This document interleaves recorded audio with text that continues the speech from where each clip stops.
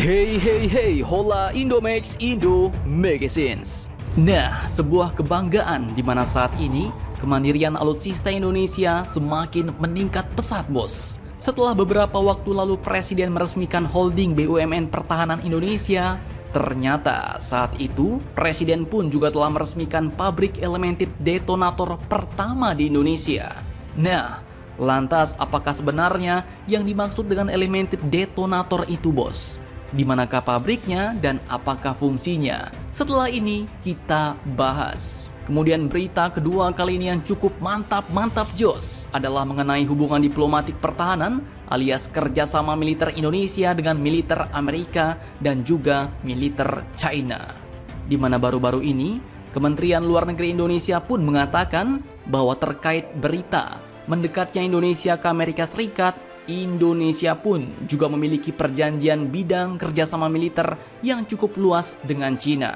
Nah, siapakah sebenarnya yang mengatakan bahwa Indonesia saat ini sedang mendekat ke Amerika, bos? Bidang kerjasama militer apa sajakah yang sebenarnya dilakukan Indonesia terhadap dua negara yang sedang panas-panasan ini, yaitu antara Amerika dan negeri Tiongkok Cina? Penasaran beritanya? Cus, tanpa banyak bacor, mari kita bahas berita lengkapnya satu per satu, bosku.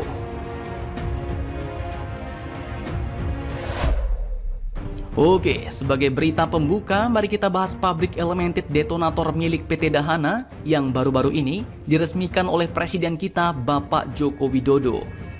Dikutip dari situs resmi Dahana, pabrik ini pun berlokasi di Energetic Material Center Dahana, Subang, Jawa Barat. Direktur Teknologi dan Pengembangan PT Dahana, yaitu Bapak Suhendra Yusuf RPN pun menyampaikan bahwa cita-cita membangun pabrik elemented detonator ini merupakan salah satu strategi perusahaan untuk mewujudkan kemandirian bahan peledak di dalam negeri, bos, dan mengurangi ketergantungan akan impor terutama pada sektor initiating device.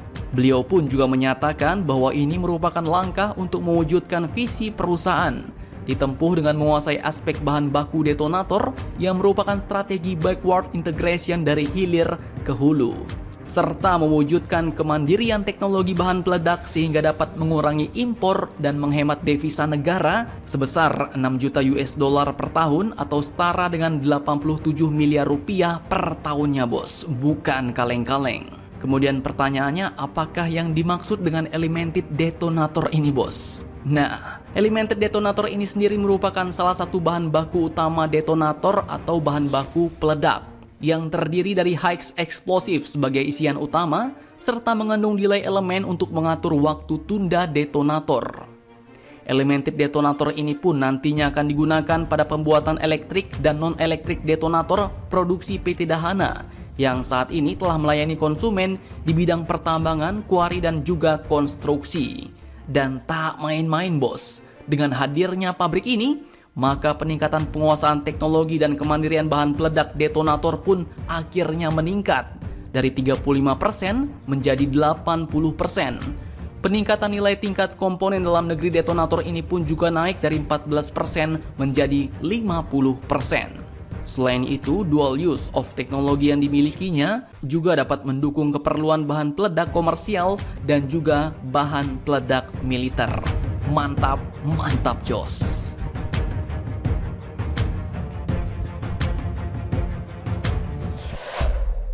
Oke, kemudian berita kedua datang dari Kementerian Luar Negeri Indonesia yang menyatakan bahwa ternyata Indonesia memiliki kerjasama militer dengan Cina dan juga dengan Amerika. Nah, dikutip dari Tempo.co 25 April 2022 kemarin, mewartakan bahwa Indonesia pun kini disebut sedang mendekati Amerika Serikat di tengah ketegangan konflik di Laut Cina Selatan, bos. Para analis pun mengatakan bahwa ancaman China di LCS membuat Indonesia mempertimbangkan Amerika Serikat dan sekutu barat lainnya sebagai pendukung militer.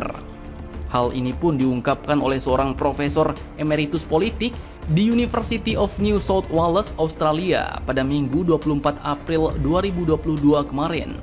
Beliau pun mengatakan bahwa hal itu menyebabkan Indonesia melihat ke Amerika Serikat dan negara-negara lain, tetapi untuk Amerika Serikat khususnya sebagai semacam penyeimbang. Dan perlu kalian ketahui, bos, militer Amerika Serikat dan 13 negara lain sebenarnya akan bergabung dalam latihan tahunan bilateral Indonesia, yaitu Garuda Shield 2022 pada tanggal 1 sampai dengan 14 Agustus mendatang. Nah, langkah ini pun ternyata juga dipandang oleh para analis sebagai sinyal Indonesia untuk merapat ke Amerika demi memberikan keseimbangan di kawasan Indo-Pasifik. Artinya, kini pihak Barat pun memandang bahwa kita Indonesia sedang mendekat ke blok Barat, yaitu Mama Rika and the Gang. Lantas, bagaimanakah dengan China? Apakah Indonesia mau dibilang hanya mendekat ke Amerika gara-gara masalah Laut Cina Selatan, bos? Nah, menanggapi persoalan ini, akhirnya Kementerian Luar Negeri Indonesia pun angkat bicara, bos.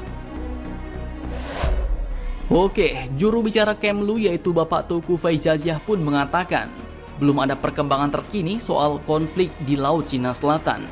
Dan soal mendekatnya Indonesia ke Amerika Serikat, Faizasyah pun mengingatkan bahwa Indonesia juga memiliki perjanjian di bidang pertahanan yang cukup luas dengan Cina, utamanya yaitu exchange, dialogues, dan capacity building.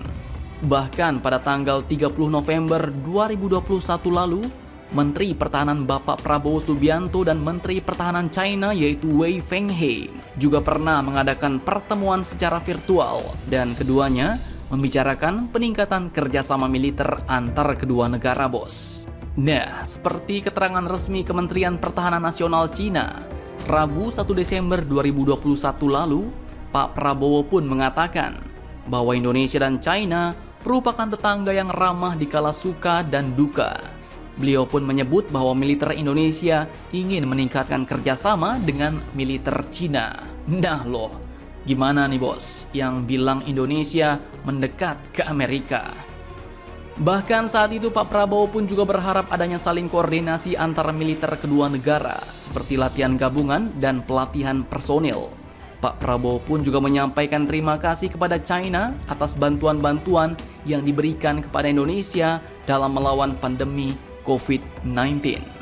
Kemudian Menteri Pertahanan China yaitu Wei Fenghe dalam kesempatan itu pun mengakui bahwa China dan Indonesia telah meningkatkan kerjasama di berbagai bidang.